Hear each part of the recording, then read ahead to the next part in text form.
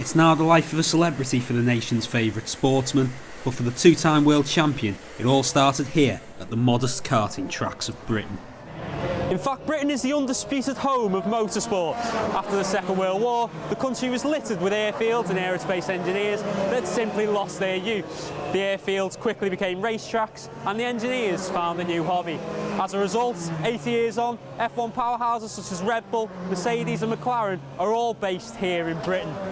And here, at the Three Sisters race circuit in Wigan, the slightly less prestigious, yet refreshingly modest, Manchester and Buxton Karting Club.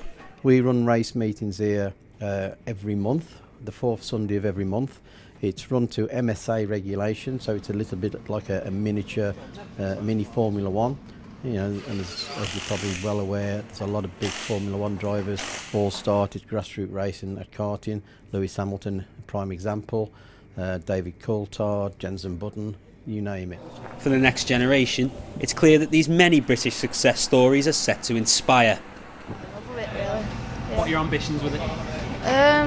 Just to get into cars, hopefully. Race cars one day. What level would you like to go with? Formula One. Probably. Formula One. Yeah. Next Lewis Hamilton. Yeah. Some of the veterans of the sport, however, simply aren't convinced.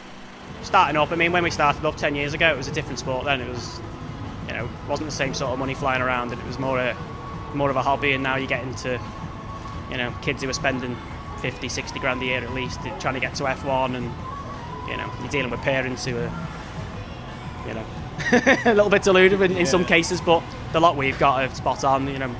All of our drivers have been with us from the start. Engines alone can cost upwards of £5,000, but even with the expenses, the Hamilton family are there to offer inspiration. His parents were just as equally as committed because he was a postman and he was a delivery driver, worked somewhere else. He got 5 jobs just to fund the lads, so it's not a cheap sport. Besides, there's more than one reason to try and find the funds to travel the world rather than here. Better weather. Jonathan Mitchell, Keys TV News.